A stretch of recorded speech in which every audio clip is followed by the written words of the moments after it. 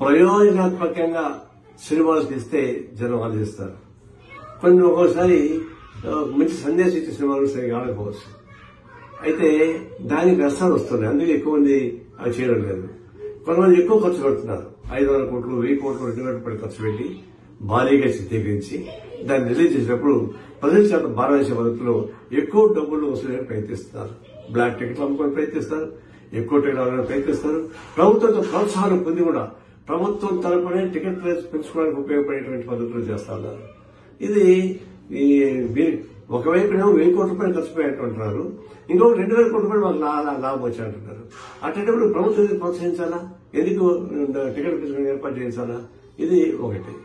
రెండవది, ఒక సందేశాత్మకమైనటువంటి సినిమాలు తీస్తే దాని కోపడరు, కానీ క్రైమ్ అశ్లీలత ఇది ప్రోత్సహిస్తా ఉన్నారు. అందుకని డబ్బులు రావాలి కాబట్టి. సరే, అది కళాం తల్లి తటన పడుకోండి, కానీ ఒక వికృత రూపంలో ఉన్నటువంటి ఒక అశ్లీల పద్ధతిలో ఉన్నటువంటి ఒక క్రైమ్ నేరపూరితమైనటువంటి ఈ సంఘటన తీసుకుని పెద్ద సినిమాలు తీస్తా ఉంటే దాన్ని ప్రోత్సహించాల్సిన అవసరం ఎందుకు వచ్చింది? అదే సినిమా తీస్తున్నారు, రోడ్ షోలు చేసుకుని సినిమా హాల్కి వెళ్లి పక్కన రావడం వేరు. అది జనం వెంటబడుతున్నారు, సహజం. జనం వెంటబడే సహజం, జనం తప్పడానికి వీళ్ళ. అలాగా ఒక సందర్భం వచ్చినప్పుడు కళాకారులు ఏ విధంగా ఉండాలి, దాన్ని ప్రోత్సహించే పరిశ్రమ ఎట్లా ఉండాలి, దాని ప్రజలకు సందేశాత్మకంగా లేదా అది చూడాలి. ఎట్లా ప్రభుత్వాలు కూడా ఒక చీప్ పాపులారిటీకి పోయి ఏదో పాపులర్ సినిమాని ప్రోత్సహిస్తే వాళ్ళకి ఓట్లు ఎక్కువ వస్తాయని చెప్పి వాళ్ళకి రేట్లు పెంచడానికి ఏర్పాటు చేస్తారు. రేట్లు పెంచడం మీరు ఏర్పాటు చేస్తే ఎవరు చేస్తారు? జనంతో కొనుక్కుంటున్నారు. 100 రూపాయల టికెట్ 1000 రూపాయలు 2000 రూపాయలు పెట్టి మీరే ప్రోత్సహిస్తారక జనం దోపిడీ.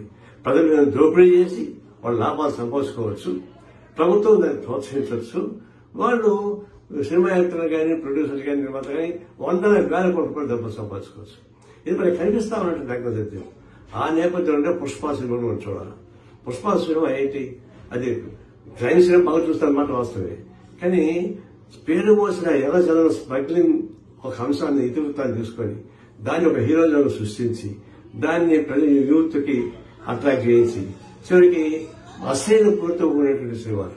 చివరికి రష్మిక చెప్పింది బాధపడుతూ, నాకు ఇష్టం లేదు ఫీలింగ్ డాన్స్ వేయడానికి, కానీ తప్పనిసరిగా నిర్మాత ప్రోత్సహించడం వల్ల చేయాల్సి వచ్చింది. అలాంటి మహిళలు ఎంతో మంది ఆత్మాభిమానం చంపుకొని ఆ కళాపోషణలో ఉన్నటువంటి చూస్తా ఉన్నాం. దీనికి ఎగ్జాంపుల్ రష్మిక ఇచ్చేటువంటి స్టేట్మెంట్. ఈ పద్ధతుల్లో హ్యూమిలేట్ చేస్తూ మానవతను హరిస్తూ మీరు ప్రోత్సహిస్తా ఉంటే అది ఆదర్శవంతం కానే కాదు. దీన్ని నేను ఘటన జరిగింది, ఒక ఆమె చనిపోయింది, ఒక పిల్లవాడు దీనిలో కోమాలో ఉన్నాడు, తీరా నష్టం 2 కోట్లు కాదు 5 కోట్లు ఇచ్చినా కూడా ప్రాణం తెచ్చిపెట్టారు. అందులో వయసులు పెద్దది కాదు. అయినా సరే నిర్మాతలతో కలిసి డబ్బిస్తూ ఉంటారు. ప్రభుత్వం కూడా సహాయం చేస్తానంటుంది. మనమంతా అందరూ కూడా సహాయం చేయాల్సిందే. అయితే ఇప్పుడు చర్చ జరగబోతూ ఉన్నాయి. ప్రభుత్వానికి సినీ ప్రతిభ మధ్య దిల్ రాజు గారు దాన్ని నాయకత్వం ఇస్తారు. నేను విజయం ఒకటి, మీరు ఈ ప్రాజెక్ట్ ఘటన పైన కాకుండా ఇతివృత్తం పైన ఆలోచించండి. ప్రజలపైన భారం వేసే పద్ధతిలో మీరు రైతులు పొందవకండి. అది చేయడం వల్ల నష్టం వస్తున్నప్పుడు లాభం లేదు. ఇది భవిష్యత్తులో మీరు మీ హద్దులు దాటకూడదు, ప్రభుత్వం కూడా చీప్ టాక్టిక్స్ కోసం పంచుకోకూడదు. ఇట్లాంటి వాటికి ప్రోత్సహించి మీరు టికెట్లు ఎక్కువ పెట్టి అమ్ముకోండి అని చెప్పడం అంటే అది బ్లాక్ మార్కెట్ ప్రభుత్వం ప్రోత్సహించినట్టు లెక్క. అందువల్ల ప్రభుత్వం అలాంటి పని చేయకూడదు. సినిమా సంబంధించినటువంటి నిర్మాతలు కానీ ప్రొడ్యూసర్లు కానీ వారు కూడా మీ హృదయంతో మీరుండి కళాంతరాన్ని ప్రోత్సహిస్తే మేము గౌరవిస్తారు తప్ప ఏ గంట దాడులు చేయరు. అందువల్ల ఇది దాడులు చేశారనే పద్ధతి కాకుండా కానీ చేసే అవసరం లేదు, వ్యతిరేకంగా కనిపిస్తున్నాం. అందుకని దాని కరెక్ట్ కాదని.